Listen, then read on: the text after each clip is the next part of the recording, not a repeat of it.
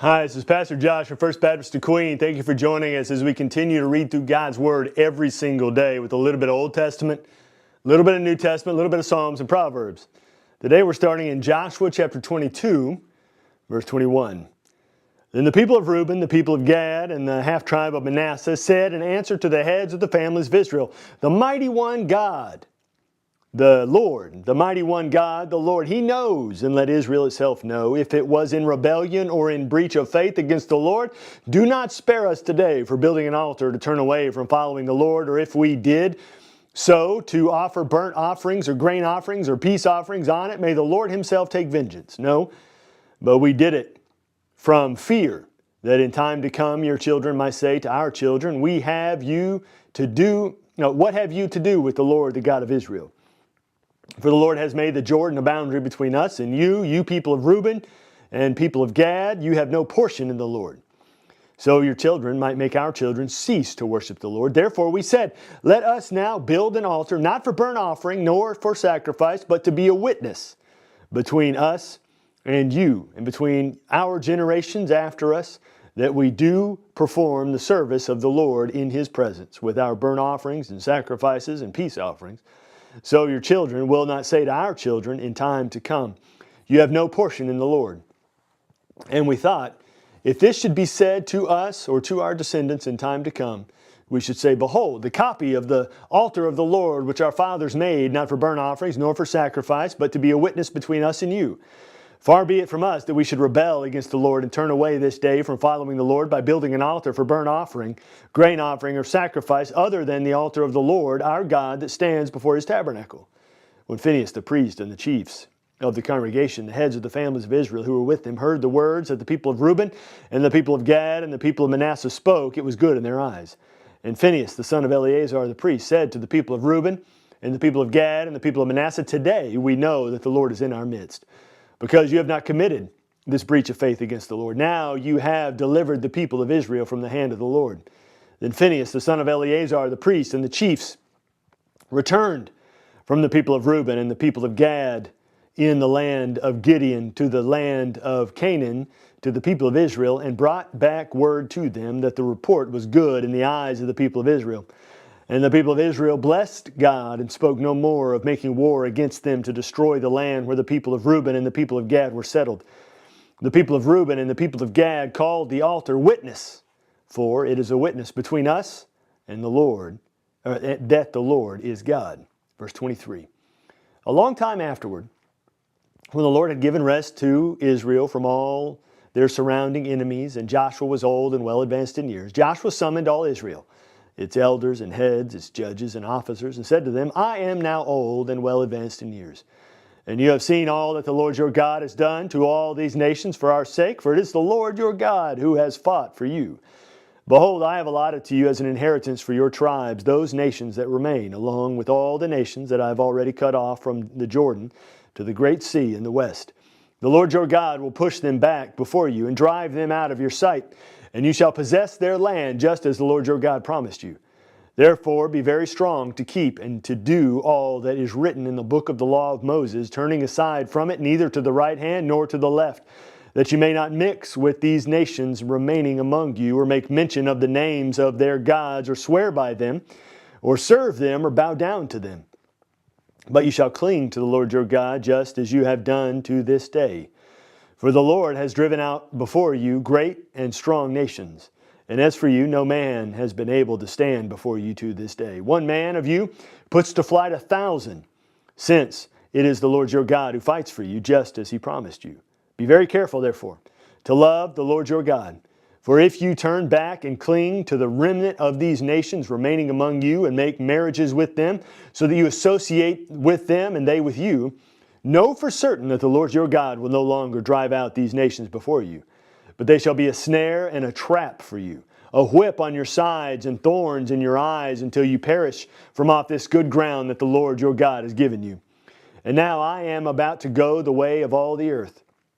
And you know in your hearts and souls, all of you, that not one word has failed of all the good things that the Lord your God has promised concerning you. All has come to pass. I lost my place. All has come to pass for you. Not one of them has failed. But just as all the good things that the Lord your God promised concerning you have been fulfilled for you, so the Lord will bring upon you all the evil things until he has destroyed you from off this good land that the Lord your God has given you. If you transgress the covenant of the Lord your God, which he commanded you, and go and serve other gods and bow down to them, then the anger of the Lord will be kindled against you, and you shall perish quickly from off the good land that he has given to you. Luke chapter 20, verse 27. There came to him, Jesus, some Sadducees, those who deny that there is a resurrection, which is a key point because of what they're going to ask. And they asked him a question saying, Teacher, Moses wrote for us that if a man's brother dies having a wife but no children, the man must take the widow and raise up offspring for his brother. Now there were 7 brothers. Now, this is a hypothetical scenario they've built up based upon something they don't even believe. The first took a wife and died without children, and the second and the third took her. And likewise, all 7 left no children and died. Afterward, the woman also died. In the resurrection, now remember, they don't believe in the resurrection. These guys asking this question. Therefore, whose wife will the woman be? For the 7 had her as a wife. And Jesus knows they don't believe in the resurrection. So his response to them. And Jesus said to them, the sons of this age marry and are given in marriage. But those who are considered worthy to attain to that age and to the resurrection from the dead, neither marry nor are given in marriage. See, marriage as we understand it is for this time. Now, there undoubtedly will be something different in the next time, but because looking at the world now is looking at heaven through a dark glass or window or dirty mirror kind of a scenario, 1 Corinthians chapter 13. But Jesus is saying you're misunderstanding the entire scenario. He says, for they cannot die anymore because they are equal to angels and are sons of God, being sons of the resurrection.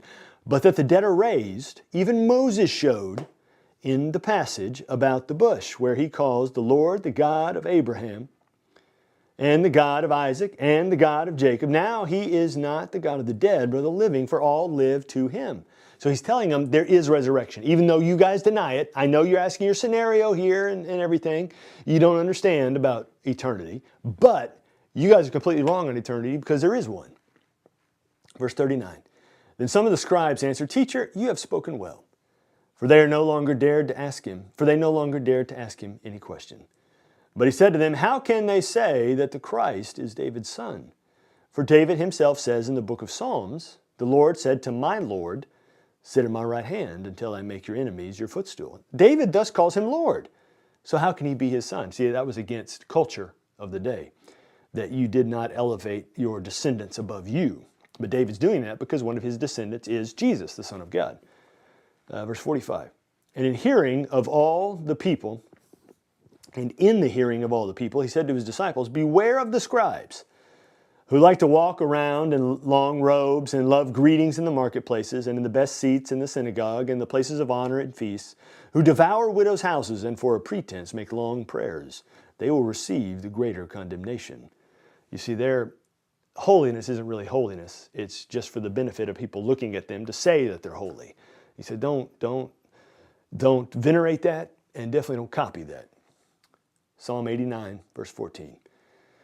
Righteousness and justice are the foundation of your throne. Steadfast love and faithfulness go before you. Blessed are the people who know the festival shout, who walk, O Lord, in the light of your face, who exalt in your name all the day, and in your righteousness are exalted. For you are the glory of their strength. By your favor our horn is exalted. For our shield belongs to the Lord, our King to the Holy One of Israel. Of old you spoke in a vision to our godly one and said, I have granted help to one who is mighty. I have exalted one chosen from the people. I have found David, my servant. With my holy oil I have anointed him, so that my hand shall be established with him. My arms also shall strengthen him. The enemy shall not outwit him. The wicked shall not humble him. I will crush his foes before him and strike down those who hate him. My faithfulness and my steadfast love shall be with him. In my name shall his horn be exalted. I will set his hand on the sea and his right hand on the rivers. He shall cry to me, you are my Father, my God, and the rock of my salvation. And I will make him the firstborn, the highest of the kings of the earth. My steadfast love I will keep for him forever, and my covenant will stand firm for him. I will establish his offspring forever, and his throne as the days of the heavens.